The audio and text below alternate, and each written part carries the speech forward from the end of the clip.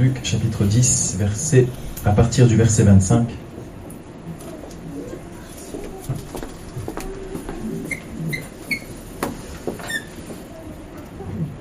Donc il est dit ceci: un docteur de la loi se leva et dit à Jésus pour l'éprouver: Maître, que dois-je faire pour hériter la vie éternelle?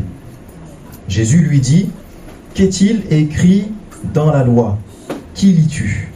Il répondit: Tu aimeras le Seigneur ton Dieu de tout ton cœur, de toute ton âme, de toute ta force et de toute ta pensée, et ton prochain comme toi-même. Tu as bien répondu, lui dit Jésus. Fais cela et tu vivras. Mais lui, voulant se justifier, dit à Jésus: Et qui est mon prochain? Jésus reprit la parole et dit: Un homme descendait de Jérusalem à Jéricho. Il tomba au milieu des brigands qui le dépouillèrent, le chargèrent de coups et s'en allèrent, le laissant à demi-mort. Un sacrificateur qui par hasard descendait par le chemin, ayant vu cet homme, passa outre. Un lévite qui arriva aussi dans ce lieu, l'ayant vu, passa outre. Mais un samaritain qui voyageait, étant venu là, fut ému de compassion lorsqu'il le vit. Il s'approcha et banda ses plaies en y versant de l'huile et du vin, puis il le mit sur sa propre monture, le conduisit à une hôtellerie et prit soin de lui. Le lendemain, il tira 2 deniers, les donna à l'hôte et dit: Aie soin de lui, et ce que tu dépenseras de plus, je te le rendrai à mon retour. Lequel de ces 3 te semble avoir été le prochain de celui qui était tombé au milieu des brigands? C'est celui qui a exercé la miséricorde envers lui, répondit le docteur de la loi. Et Jésus lui dit: Va, et toi, fais de même. Amen. Amen. Ce matin, j'aimerais adresser un message sur la base de ce texte que nous avons lu à tous ceux qui auraient du mal à aimer Dieu, à tous ceux qui auraient du mal à aimer leur prochain et à tous ceux qui auraient du mal à s'aimer eux-mêmes. On a lu donc ce passage avec donc un homme, un docteur de la loi, qui va venir poser à Jésus une question très intéressante et très importante, la question la plus importante de toute l'histoire de l'humanité, à savoir: que dois-je faire pour hériter la vie éternelle? Que faut-il faire pour être sauvé? Et là, le Seigneur va lui donner, va répondre par une autre question: qu'est-ce que tu lis dans la loi? Et il va donner une réponse: cet homme, tu aimeras le Seigneur ton Dieu de tout ton cœur, de toute ton âme, de toute ta force, de toute ta pensée, et ton prochain comme toi-même. Et on sait au travers d'un autre texte dans l'Évangile que ce même commandement, ailleurs le Seigneur va dire que c'est le plus grand de tous les commandements de la loi et de la parole de Dieu. Il n'y a pas plus grand commandement que celui qui vient d'être cité. Et dans ce commandement, il est question premièrement d'aimer Dieu plus que tout, pour résumer, et aussi donc d'aimer notre prochain. Et ça va être tout le sujet de cette parabole que Jésus va adresser à cet homme, avec cette image notamment de ce qu'on appelle le bon samaritain, pour mettre en évidence le fait qu'il nous faut aimer notre prochain et considérer la vie des autres. Et l'image est très intéressante parce qu'il est question d'abord de 2 hommes religieux, un sacrificateur en premier et puis un lévite en deuxième. Ils vont tous les deux venir là sur le passage de cet homme qui vient d'être roué de coups, qui vient d'être laissé à demi-mort. Ils vont passer à côté de cet homme qui est dans une grande souffrance et une grande détresse, mais ils vont l'ignorer et faire comme si ils n'avaient rien vu. C'est ce qu'on appelle l'indifférence, et une grande indifférence dont ils vont faire preuve, ces 2 hommes. Mais voilà que un autre va arriver. Lui, c'est pas un religieux, il n'a pas des titres, il n'est pas connu, mais il a un cœur. Et quand il va voir cet homme roué de coups, extrêmement blessé, et dans la souffrance, il va agir. Et quand il va le voir, il ne va pas détourner son regard, il ne va pas aller dans une autre direction. Mais la Bible dit que cet homme va s'approcher. Il va s'approcher. Et déjà, c'est là une preuve d'amour. S'approcher de celui qui souffre. Prendre en considération, par notre présence et par notre regard, celui qui a besoin d'aide et de secours. Mais non seulement il va s'approcher, mais il va aussi véritablement prendre soin de lui. La Bible dit qu'il va se mettre à panser les plaies de cet homme. Il va soigner donc ses blessures en y versant de l'huile et du vin. Il ne va pas le faire avec le matériel d'un autre, mais il va le faire avec ses propres ressources. Et il va le mettre en plus de cela sur sa propre monture. Il va, comme on pourrait dire, se dépouiller pour prendre soin de l'autre et pour relever l'autre qui en a tellement besoin. Il va prendre le temps aussi de le conduire jusqu'à l'autel pour prendre soin de lui. Et déjà qu'il avait donné de ses ressources, il a dit donc au responsable à l'hôte donc, ce qu'il dépenserait de plus, qu'il le mette donc sur son propre compte. Donc il a pris le temps et il a donné de ses biens et de sa richesse pour un homme qu'il ne connaissait pas et qui en avait tellement, tellement besoin. Mais j'aimerais vraiment vous interpeller sur le fait que, avant de faire toutes ces choses, avant de s'approcher, avant de bander les plaies, avant de lui mettre de l'huile, du vin, avant de le mettre sur sa propre monture et de l'amener à l'autel, avant de faire ces choses, la Bible dit, il fut ému de compassion. Il fut ému de compassion. Et c'est un point sur lequel je me suis un petit peu arrêté quand on a fait la réunion de service pour dire que le plus important, c'est pas ce que l'Église fait et c'est pas ce que nous faisons dans l'Église et dans la maison de Dieu, mais c'est ce que nous sommes, c'est ce qu'il y a dans nos cœurs, c'est ce qui brûle dans nos cœurs. Et cet homme, si il en est arrivé à faire toutes ces choses en faveur de celui qui était blessé, c'est parce que son cœur était rempli de compassion. Il était ému de compassion. Il aimait son prochain. C'est là vraiment l'illustration et la définition de ce qu'est aimer son prochain. Parce que oui, la Bible le dit, le Seigneur le dit, tu aimeras ton prochain comme toi-même. Alors j'aimerais vous poser la question, où est-ce que tu te situes aujourd'hui par rapport à ça? Est-ce que tu aimes ton prochain? Est-ce que quand tu regardes tes voisins, est-ce que lorsque tu regardes les membres de ta famille qui parfois peuvent être un petit peu désagréables, quand tu regardes tes collègues, quand tu regardes ceux que tu croises et que tu ne connais pas forcément, qu'est-ce que tu éprouves dans ton cœur à leur égard? Est-ce que tu as vraiment de l'amour? Est-ce que tu éprouves parfois, parce que quelqu'un a quelque chose que tu n'as pas, tu éprouves de la jalousie? Est-ce que parce que, pour certaines raisons qui humainement pourraient être légitimes, quoique étant chrétien, cela ne l'est pas, on peut parfois avoir de la colère vis-à-vis de quelqu'un? Mais la Bible dit, et ce n'est pas une promesse conditionnelle, c'est tu aimeras ton prochain comme toi-même, peu importe qui il est, peu importe son caractère, peu importe ce qu'il a pu te faire de bon ou de mauvais, tu aimeras ton prochain. Alors, où est-ce que tu te situes? Est-ce que tu as de l'amour pour celui qui est à côté de toi? Et ça fait partie du message de l'Évangile. Le plus important, ce n'est pas notre propre personne, ce n'est pas notre petit monde, ce n'est pas notre nombril. Et on vit dans un siècle qui met de plus en plus l'accent sur notre bonheur personnel, sur l'épanouissement personnel. Et on veut nous faire croire que le plus important, c'est toi. Le plus important, c'est ce que toi tu penses. Le plus important, c'est ce que toi tu projettes. Le plus important, c'est ton repos, ton bien-être. Et bien sûr, ces choses ne sont pas mauvaises dans la mesure où elles sont modérées et où les choses sont à leur place. Mais c'est faux de dire et de croire que le plus important, c'est notre propre vie. Ici, le Seigneur nous dit, tu aimeras ton prochain. L'évangile, ce n'est pas un message qui nous amène à nous centrer sur nous-mêmes, mais c'est un message qui nous amène à ouvrir notre cœur, élargir notre cœur pour regarder à celui qui est à côté de nous et qui souffre. Je vous lis ce verset dans l'évangile de Matthieu, au chapitre 24. Et je vous avoue que c'est un verset qui me travaille particulièrement. Matthieu chapitre 24, verset 12, où le Seigneur nous parle dans ce chapitre des signes de la fin des temps. Et il va dire ceci, et parce que l'iniquité se sera accrue, la charité, donc l'amour du plus grand nombre, se refroidira.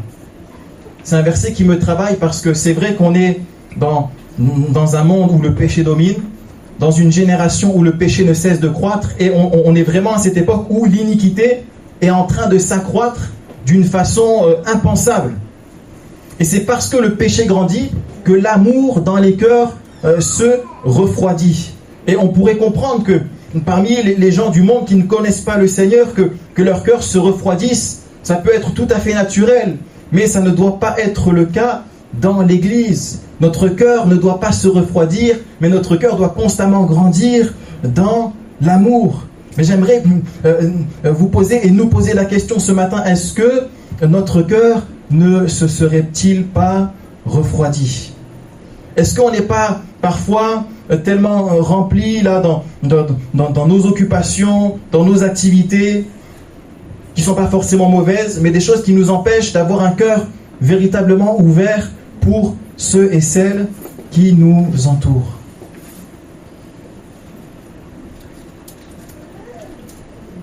1 Jean chapitre 4, versets 20 et 21, il est dit ceci: si quelqu'un dit « j'aime Dieu » et qu'il haïsse son frère, c'est un menteur.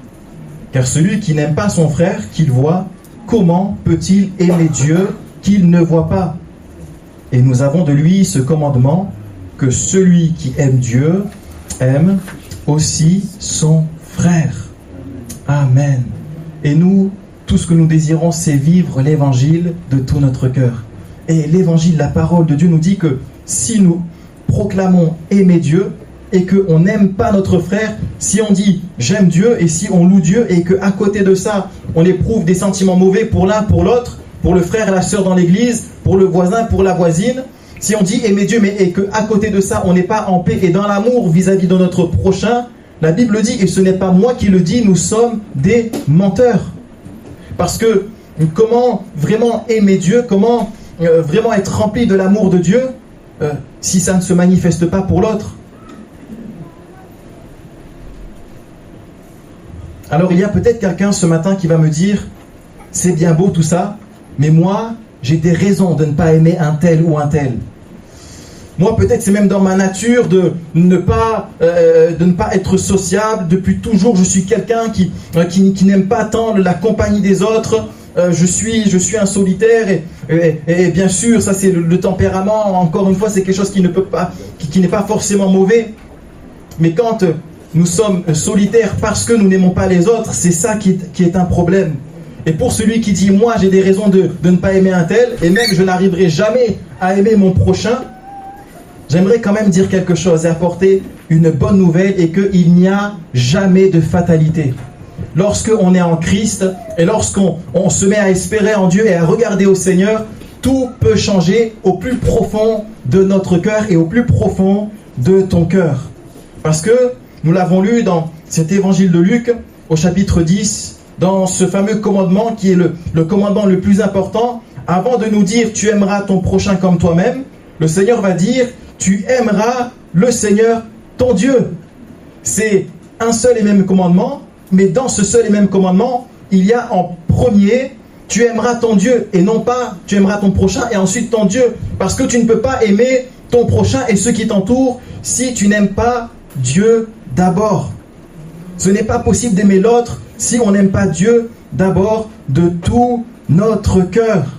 Et si tu aimes vraiment le Seigneur, si tu te mets vraiment à regarder au Seigneur, si tu laisses ton cœur se nourrir de la présence, de la parole de Dieu, ton cœur va être rempli d'amour pour Dieu de plus en plus, et naturellement, ton cœur va être rempli d'amour de plus en plus pour ceux qui t'entourent.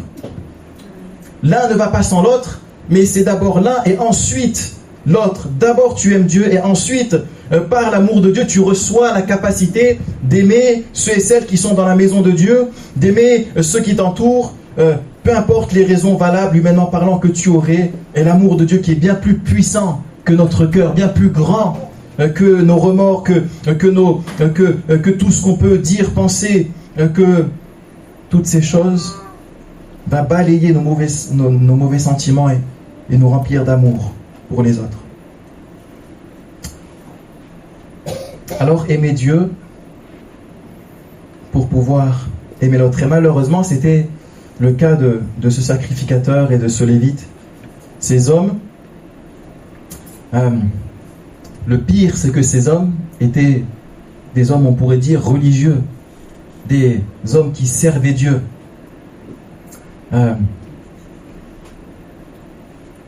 Mais lorsqu'ils vont voir cet homme, ils vont, comme la Bible dit, passer outre, ils vont ignorer. Et le problème aussi, c'est que parfois, on peut avoir tellement de considération pour soi-même, tellement d'amour pour soi-même. On aime nos fonctions, on aime le titre qui est attaché à nos vies, on aime la gloire que les hommes nous apportent, l'admiration que les hommes nous apportent, et on se nourrit de ça. Peut-être quelqu'un qui pourrait être directeur de ceci ou de cela, il se plaît à se soumettre les gens, il se plaît à donner des ordres. Mais ce n'est que de l'orgueil et ce n'est pas de l'amour. Et j'aimerais vraiment vous encourager, peu importe qui vous êtes, peu importe la place que vous avez ici-bas dans ce monde et dans cette société, en fait, qu'est-ce que nos vies, devant la grandeur de Dieu et devant la grandeur de son amour, qu'est-ce que nos titres et qu'est-ce que toute cette admiration que les hommes peuvent nous donner? Parce que les hommes peuvent nous admirer pendant un temps, mais demain les choses peuvent changer. Et le plus important, ce n'est pas le regard des hommes sur nous, mais c'est le regard de Dieu sur notre vie. Et parfois on peut être élevé par les hommes, mais rejeté par Dieu. Et il n'y a rien de plus terrible. Mieux vaut être rejeté des hommes et accepté par Dieu, agréé de Dieu, que l'inverse. Et pour avoir donc cette capacité d'aimer l'autre plus que notre propre vie, d'aimer l'autre plus que nos fonctions et plus que nos biens, plus que nos trésors, il nous faut aimer Dieu.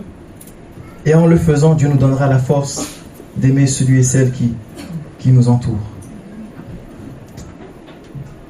Et puis c'est vrai aussi que la Bible dit, donc, tu aimeras ton prochain comme toi-même. Comme toi-même.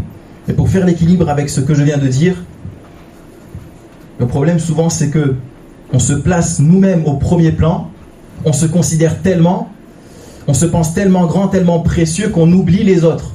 Et ça, bien sûr, c'est pas bon. Mais quand même, la Bible et Dieu nous encourage donc à aimer notre prochain comme nous-mêmes. Ce qui signifie que si je ne m'aime pas, je ne peux pas aimer l'autre. Si je ne me respecte pas, je ne peux pas respecter l'autre. Et bien souvent, le problème, c'est que on n'arrive pas à aimer les autres parce que on ne s'aime pas soi-même. Et j'aimerais te poser cette question: quel est le regard que tu portes sur toi-même? De quelle façon tu te vois? Quelles sont les pensées que tu nourris dans ton cœur par rapport à ta vie, par rapport à la façon dont tu te vois sur tous les plans? Voyez que, rappelez-vous ce que la Bible dit dans le psaume 139. Amen. Il m'a devancé. Psaume 139. À partir du verset 13. C'est toi qui as formé mes reins, qui m'as tissé dans le sein de ma mère. Je te loue de ce que je suis une créature si merveilleuse. Tes œuvres sont admirables et mon âme le reconnaît bien. Alléluia. Donc oui, il va affirmer: je te loue de ce que je suis une créature merveilleuse. Bon, ceux qui se trouvent très beaux, très forts, ils vont s'en servir largement pour s'encenser eux-mêmes. Mais je précise quand même que ce verset de la parole, cette proclamation de la parole, n'est pas là comme une affirmation remplie d'orgueil. Il n'est pas en train de dire: je suis plus beau, plus grand que les autres.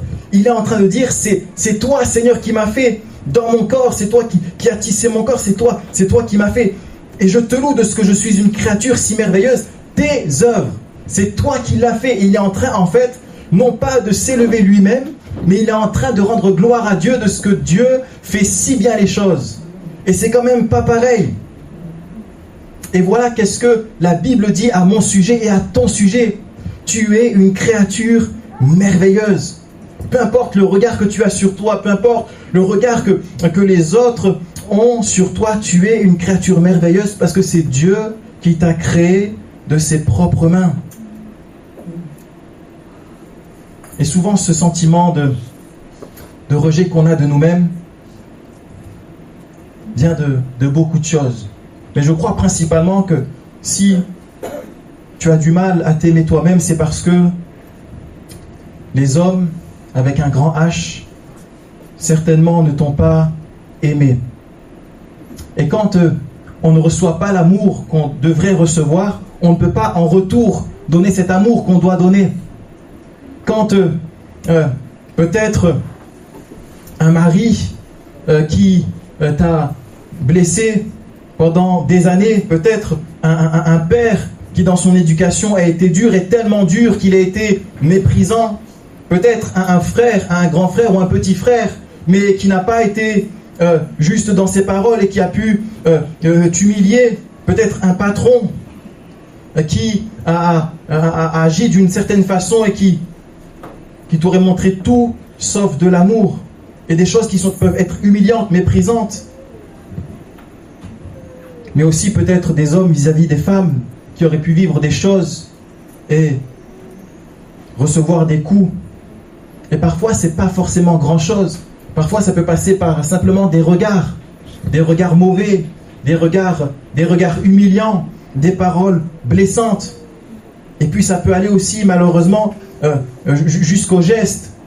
Et ça peut être aussi toutes sortes donc de paroles qui peuvent être proférées jour après jour, semaine après semaine, mois après mois. Peut-être qu'on t'a dit pendant des mois et des années, mais tu es ceci, tu es cela, constamment à recevoir des critiques de la part de ceux qui auraient dû t'aimer, de la part de ceux qui auraient dû être utiles pour toi. Ils t'ont fait du mal, ils t'ont blessé par leurs paroles en disant peut-être mais tu ne réussiras jamais rien, tu es un bon à rien, tu es une bonne à rien, peut-être même qu'on t'a attaqué sur le plan physique, toi tu es comme ceci, et peut-être même qu'on t'a comparé à un autre ou à une autre, lui, elle est mieux que toi. Et en recevant ce genre de paroles, en entendant ce genre de paroles, on ne peut être que humilié, que méprisé et profondément blessé. Peut-être c'est sur le caractère. Tu es comme ceci, tu es comme cela, tu fais pas les choses comme ceci, tu fais pas les choses comme cela. Toujours à entendre et à recevoir des critiques. Mais humainement parlant, c'est normal de ne pas avoir la capacité d'aimer les autres si on a pendant des années et des années entendu ce genre de paroles et subi ce genre de choses.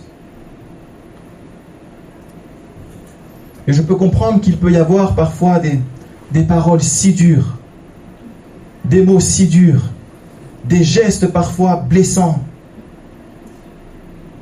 Et donc cela produit des cœurs meurtris, des cœurs qui saignent, des âmes qui deviennent tourmentées à cause de ces paroles que peut-être tu n'as pas cessé d'entendre et peut-être qu'aujourd'hui tu ne les entends plus audiblement, mais dans ton esprit ça vient et ça revient et ça t'a comme formaté, façonné. Mais j'aimerais te dire là encore qu'il n'y a aucune fatalité et Dieu peut encore tout changer et tout restaurer dans ton cœur et dans ta vie. Et je le rappelle, avant de dire tu aimeras ton prochain comme toi-même, la Bible dit tu aimeras le Seigneur ton Dieu. Et c'est possible de t'aimer toi-même, de te respecter toi-même, de te regarder non pas au travers du regard des autres, mais au travers du regard de Dieu. Et en faisant ces choses, en mettant Dieu en premier, en aimant Dieu, tu verras ta vie sous le regard, par le biais du regard de Dieu, et ton regard sur toi-même va changer. Et j'aimerais vraiment donc t'encourager à aimer Dieu, à regarder à Dieu et à Jésus, ne pas regarder aux blessures que tu as pu recevoir, ne pas ressasser ces paroles que tu as pu entendre, mais nourris-toi de la parole de Dieu, de son amour, aime Dieu de tout ton cœur, de toute ton âme, de toute ta force. Autrement dit, fais du Seigneur la priorité de ta vie, fais du Seigneur le centre de ta vie, fais du Seigneur la raison de ta vie, et c'est là et seulement là que ton cœur va être restauré et que tu vas pouvoir guérir de l'intérieur. Parce que le Seigneur est puissant pour guérir l'âme qui a été brisée. Il est le divin consolateur. C'est le Saint-Esprit. L'œuvre du Saint-Esprit est de venir consoler. Il vient faire ce que les hommes ne peuvent pas faire.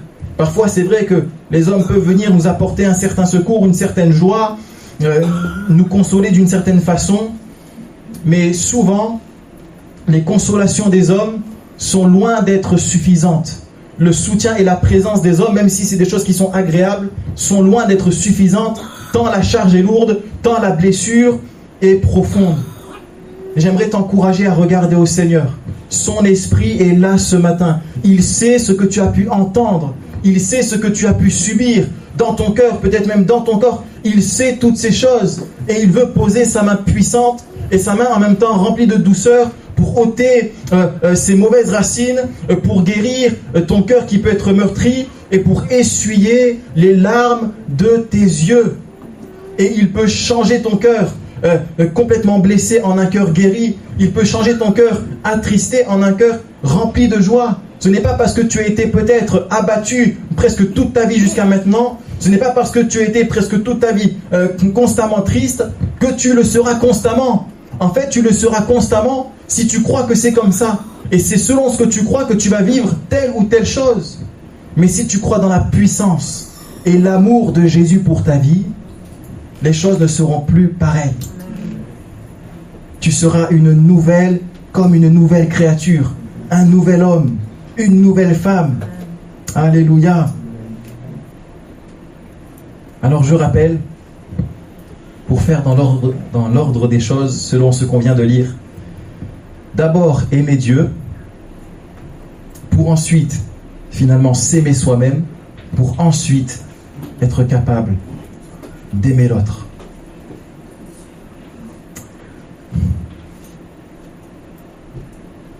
Mais avant de faire la première de ces choses, il y a 1 Jean 4, verset 19. On a lu le verset 20 et 21 tout à l'heure. Et au verset 19, il est dit ceci. Pour nous, nous l'aimons parce qu'il nous a aimés le premier. Et donc avant d'être capable d'aimer Dieu, avant d'être capable de faire du Seigneur la source de notre vie, notre bien le plus précieux, avant d'en arriver à un tel cœur à cœur avec le Seigneur, la Bible dit nous l'aimons parce qu'il nous a aimés le premier. Et donc il faut absolument prendre conscience, réaliser l'amour inconditionnel de Dieu pour chacun d'entre nous et pour toi. Tant que tu ne réalises pas que Dieu t'a aimé et que Dieu t'aime, avant même que tu l'aimes toi-même, avant même que tu lui offres ta vie, que tu lui offres ton cœur, avant même que tu cherches à lui plaire, il t'a déjà aimé et il t'aime déjà.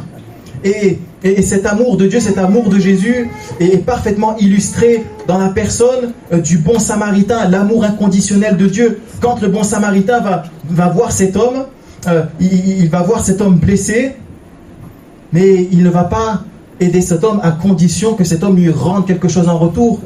Il ne va pas le faire à condition que cet homme le remercie ou que cet homme lui donne quelque chose. Il va le faire tout simplement parce qu'il est ému de compassion. Et c'est pour cela qu'il va prendre le temps, qu'il va s'arrêter, qu'il va le relever.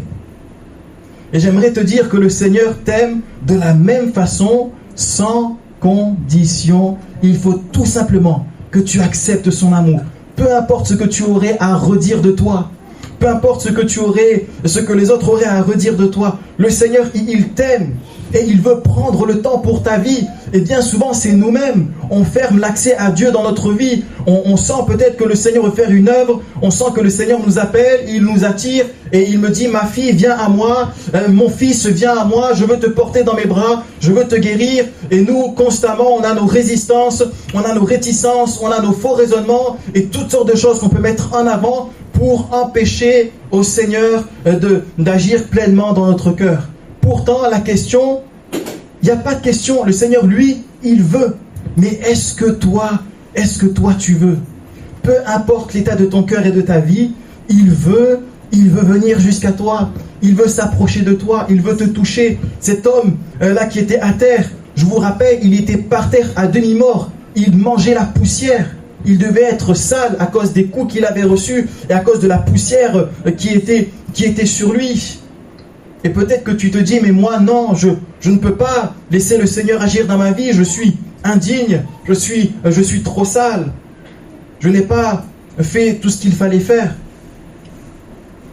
Mais heureusement que le Seigneur n'a pas attendu que l'un d'entre nous soit digne, parce que jamais personne n'aurait expérimenté l'amour de Dieu. Alors aime le Seigneur, et pour l'aimer, accepte son amour sans condition. Peu importe ton apparence, il t'aime. Peu importe ton caractère, il t'aime. Bien sûr, il veut te façonner, te transformer, te faire progresser. Mais il t'aime tel que tu es. Il nous a aimés le premier. Accepte le fait que le Seigneur te considère. Le fait que pour le Seigneur, tu as beaucoup de valeur. Et que si les hommes et les gens de façon générale auraient pu parfois t'humilier, te mépriser, ce n'est pas parce que eux l'ont fait que Dieu le fait. Ce n'est pas parce que les hommes sont comme ça que Dieu est comme cela. Et je crois que le Seigneur veut encore agir au milieu de nous. Donc pour remettre les choses bien dans l'ordre, avant toute chose, c'est réaliser et accepter l'amour inconditionnel de Dieu pour moi. Et alors, je serai et tu seras capable d'aimer Dieu. Alors tu seras capable de t'aimer toi-même et ensuite d'aimer ton prochain. Parce que c'est vrai que trop souvent, c'est notre nature humaine. On est dans le jugement, on est dans la critique.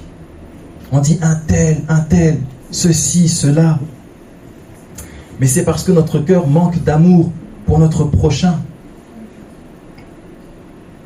Et c'est pour ça que je vous encourage à mettre le Seigneur en premier dans votre vie, parce que à partir de là, ça va jaillir de votre cœur. L'amour pour le Seigneur et pour les autres va jaillir de votre cœur. Et je finis juste avec ça, le témoignage de ce monsieur que j'avais entendu, un homme chrétien, qui était un enfant de Dieu, et voilà qu'il va mourir.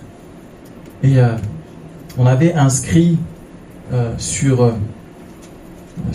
sa pierre, sur sa tombe, on avait inscrit « Tout le monde l'aimait parce qu'il aimait tout le monde. » Tout le monde l'aimait parce qu'il aimait tout le monde. Donc peut-être qu'on peut se poser la question, si un tel ne m'aime pas, c'est peut-être parce que je ne l'aime pas. Alors c'est pas forcément vrai, attention, c'est pas forcément vrai. Mais je dis que quand même, on doit s'examiner. Et j'aimerais vraiment vous encourager à l'amour pour Dieu, à l'amour pour votre prochain. Parce qu'en le faisant, vous allez comme semer quelque chose dans les cœurs, et ce que tu sèmes, tu le récoltes aussi. Ce que tu dis de bien pour l'autre, chez l'autre, tu vas le récolter d'une façon ou d'une autre. Même si on ne fait pas du bien pour recevoir du bien, mais c'est sûr aussi qu'en faisant du bien, on reçoit du bien de la part des autres. Alors oui, si tu aimes Dieu, et si tu aimes les autres, tu vas aussi recevoir de l'amour des autres. Et le faire sans attendre. Le bon samaritain, il n'a pas attendu une marque de bienveillance de la part de cet homme blessé. Il l'a aimé. Et on peut facilement imaginer la reconnaissance de cet homme qui a bénéficié du secours du bon samaritain. Alors que le Seigneur nous aide, on peut se lever ensemble.